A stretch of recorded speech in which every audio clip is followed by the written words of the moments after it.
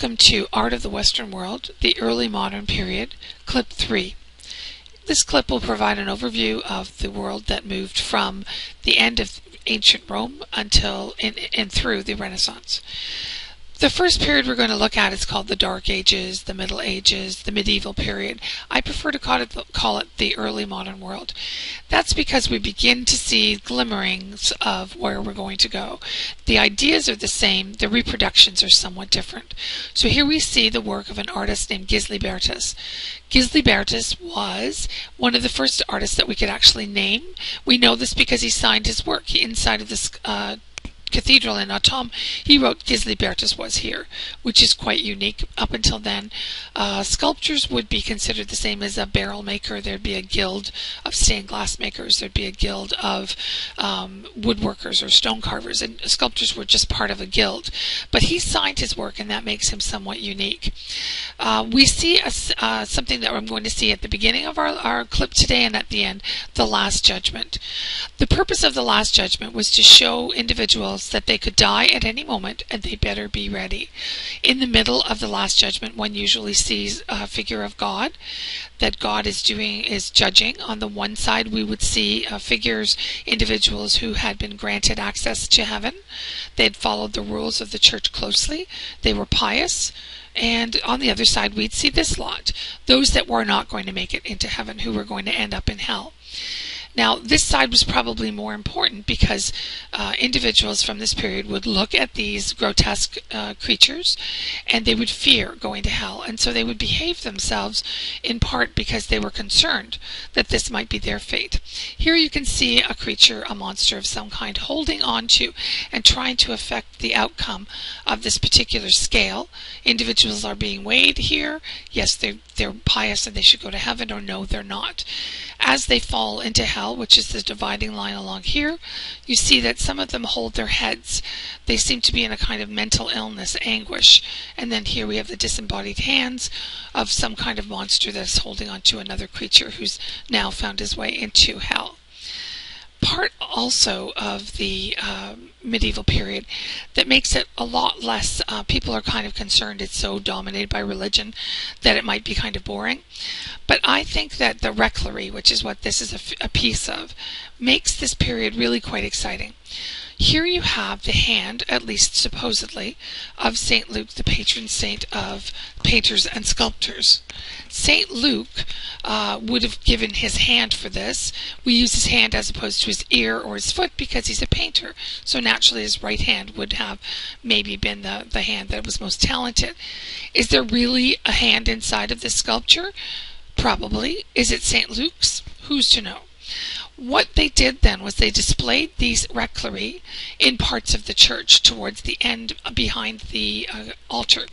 People would file into the church daily.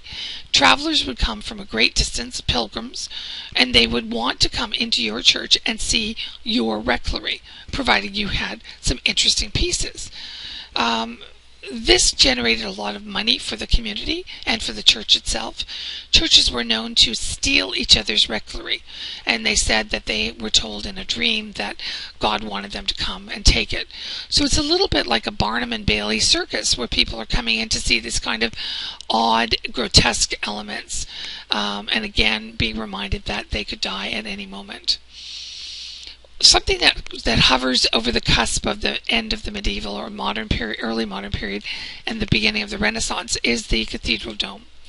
So we have the church built in the medieval period, and it has most of the characteristics of medieval architecture, with the exception of this very ambitious dome.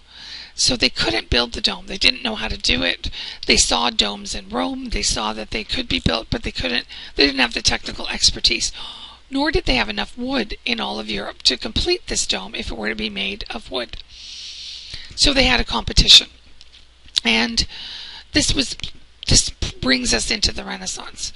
A man who walked around Florence almost homeless, speaking to himself. People considered him eccentric and even maybe insane, Brunelleschi.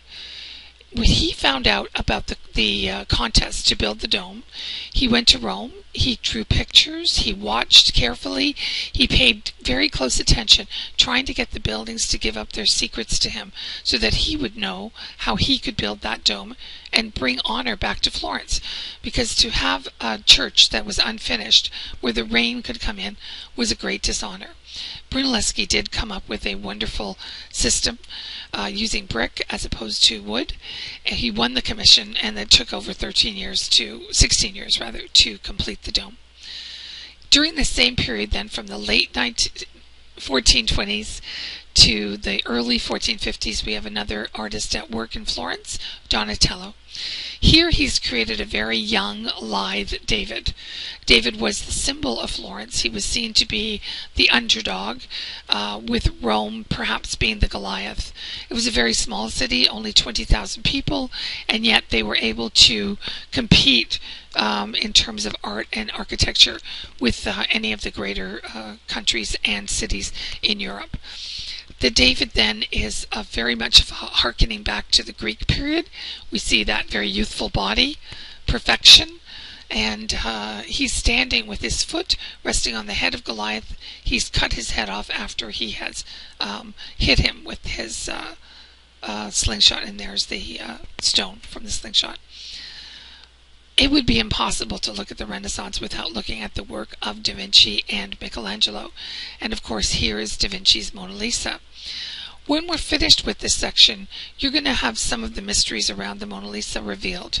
You'll find out why she was commissioned in the first place, why her husband rejected the painting and refused to purchase it, what makes her so interesting. We need to look at what happens to the painting after her husband says, I want no part of it. How does the painting end up in France? So these are some of the questions that we will examine when we look at the Mona Lisa. And finally, we're going to look at Michelangelo. Now, Michelangelo is best known as an architect and a sculptor, but he was also a painter. And unfortunately for him, he was a very good painter. He painted the Sistine Chapel over a great number of years. It was a very arduous job. It was very hard on his health. He didn't enjoy painting, and so he was extremely glad when the job was finally done. This painting was done in fresco, which is wet plaster. You have to paint very quickly. You have about 24 hours to 48 hours depending on the humidity. Once the fresco dries, you cannot change it or fix it. So it's a very unforgiving medium. So he was finished the Sistine Chapel, the ceiling, and along comes the de Medici Pope and says to him, there's a vacant wall over there. We think we'd like you to paint the Last Judgment. Now remember the Last Judgment that we saw from Gislibertus. We have the same thing. We have God in the middle. We have those that have been judged worthy above him, and those that are not going to make it, who are going to end up in hell below him. You can see one small figure here. This is just a clip from the actual image, holding his head, much like the figures that we saw in Gislibertus, where there seems to be a kind of psychological hell that they find themselves in. But the most interesting figure of all is this.